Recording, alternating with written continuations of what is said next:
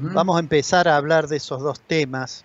Me adelanto a decir que el tema de la inflación es sin lugar a dudas el elemento más complicado que está enfrentando Martín Guzmán, y mi impresión personal es que eso va a seguir siendo de esa manera. Vamos a pedirle a la gente del canal si podemos poner una placa que hemos preparado sobre el tema de la inflación. Sí, en la placa hemos puesto cómo ha variado el índice de precios al consumidor en los últimos meses. Allí seguramente podés ver el último dato, que es este que estoy señalando, es 4%, es la variación del índice de precios al consumidor nacional de diciembre. Y la mayoría de quienes estiman la evolución de los precios en la Argentina están diciendo que en enero vamos a tener una cifra parecida al 4%, que es sin lugar a dudas muy alto. Si vos te fijas en el gráfico, desde enero de 2018, nunca tuvo Argentina una tasa que esté por debajo del 1,5, 1,6% mensual, ¿no? Y fíjate que cuando asumió el actual presidente Fernández, en diciembre de 2019, se encontró con una tasa que era 3,7. Dio la impresión de que esa tasa tendía a bajar, más allá del pico que registró marzo. Sin embargo, a partir de abril, de mayo, la tasa de inflación comenzó a subir de manera importante. Entonces, hay una discusión en la Argentina, y es, bueno, ¿de qué depende la inflación? ¿Qué es lo que explica la inflación? Y me gustaría decir que hay muchas opiniones que piensan que la inflación tiene un solo factor que lo explica. Están quienes creen que ese factor es la cantidad de dinero, hay quienes creen que es la demanda, que son los costos, que es la puja distributiva, etc. Vamos a tratar de muy simplificadamente decir cuáles son esas causas que distintos estudios le adjudican a la inflación. En la placa siguiente ahí hay tres explicaciones monetarias de la inflación. Las resumo rápidamente. Hay quienes creen que la inflación es consecuencia de que hay un exceso de demanda, y ese exceso de demanda lo que trae como consecuencia es que los precios aumenten porque la oferta no responde con la suficiente velocidad. La segunda es que dicen, bueno, en realidad la inflación es una inflación de costos. Por ejemplo, cuando hay una devaluación, ese aumento del valor del tipo de cambio nominal se traslada de alguna manera a la estructura de costos. Eso los economistas suelen llamarle pass-through, es decir, lo que pasa de una devaluación a los precios. Y por otra parte, hay una explicación que es estrictamente monetarista, muy asociada a la idea de la escuela monetarista, que su principal exponente es Milton Friedman, que dice, no, mire, en realidad lo que explica, no importa, se refleja en los costos, se refleja en la demanda, pero la inflación existe porque es un fenómeno esencialmente monetario, y lo que sucede es que hay mucho dinero en la economía. Y en la medida que hay mucho dinero en la economía, bueno, si yo para comprar 100 manzanas tengo 100 pesos, la manzana probablemente cueste 1, pero si tengo para comprar 100 manzanas 200 pesos y no cambio la velocidad de circulación del dinero, lo más probable es que la manzana pase a costar 2. Esa es otra explicación.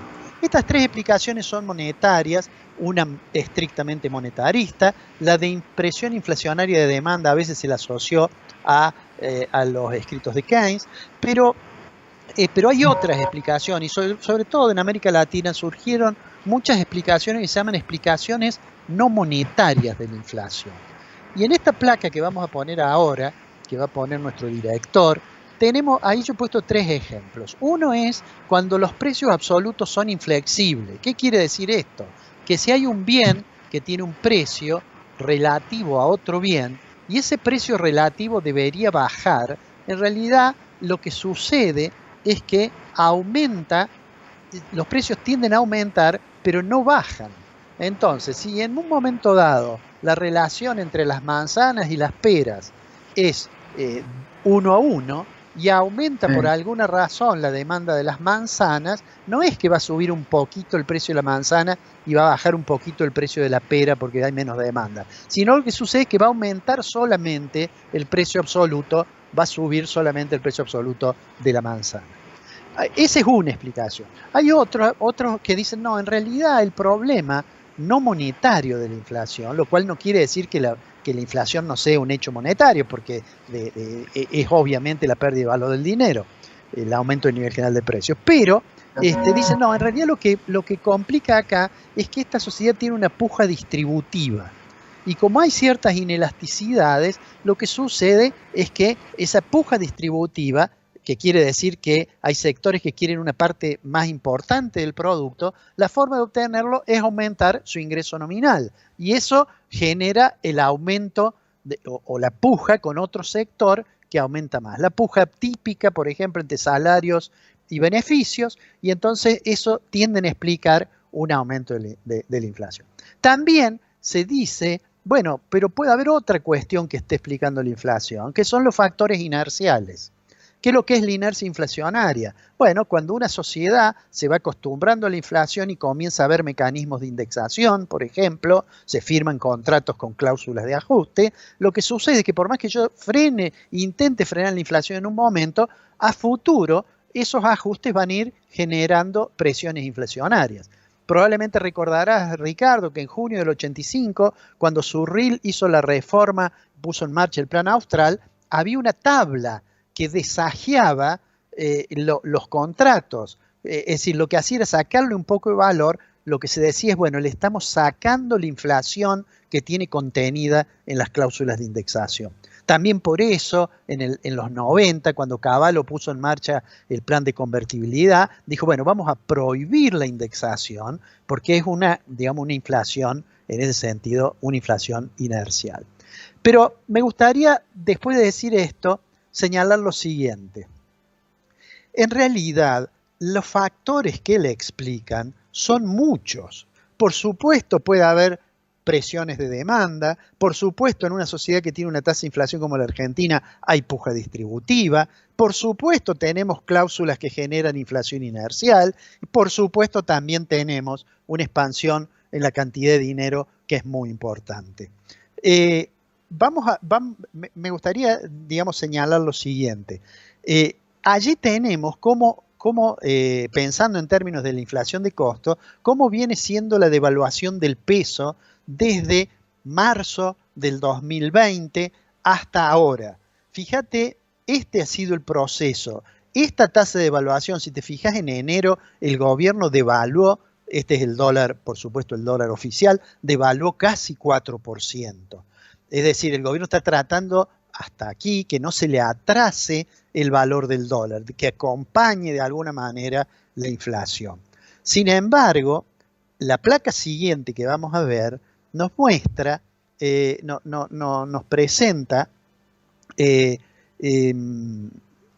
presenta cómo evolucionó la base monetaria. Pero me gustaría señalar lo siguiente. Si uno mira la evolución de la base monetaria de Argentina, claramente la base monetaria de Argentina aumentó muy significativamente porque en el periodo de pandemia, cuando se comenzó el confinamiento por la pandemia, sin lugar a dudas el aumento del gasto público fue muy importante. Y eso hizo aumentar mucho la base monetaria, mucho la emisión monetaria. Termino con esto, Ricardo. La inflación tiene muchas causas. Uno, si mira el déficit, podría decir, bueno, el déficit puede generar inflación aunque no se lo monetice, es decir, aunque no se emita, porque puede generar una presión inflacionaria de demanda. Ahora, si además no tengo forma de financiarlo y emito, entonces voy a tener otra causa allí. ¿Por qué he dicho esto? Porque me da la impresión que a veces en el debate público y muchas veces los funcionarios piensan que hay un factor que explica la inflación. Entonces, por eso es que hemos escuchado cosas que dicen, no, mire, en realidad la inflación es culpa de que los empresarios aumentan los precios porque los mercados son imperfectos y hay empresas que tienen poder sobre el mercado. En realidad hay un conjunto de factores. La expansión monetaria, una expansión monetaria como la tiene Argentina, hoy la base monetaria es más o menos el 60% más alta que lo que era, eso es lo que creció durante el año 2020. Y entonces, para adelante, el gobierno tiene ahí un dilema.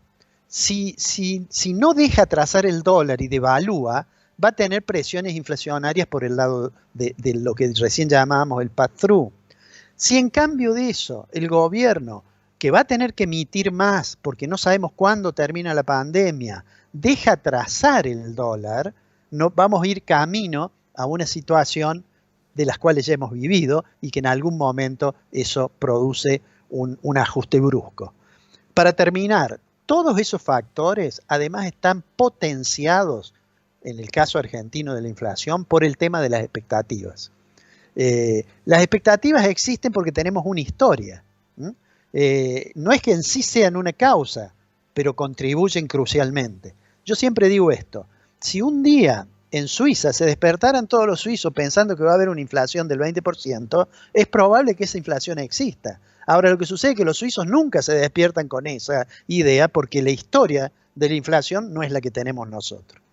Creo que este año va a ser muy complicado, Ricardo. Creo que el gobierno debería tener algún programa previsto antiinflacionario, porque si seguimos así en esto de tratar de llegar más adelante, en realidad vamos a tener una tasa de inflación que no sería raro que supere a la elevadísima tasa que ya tuvimos durante 2020.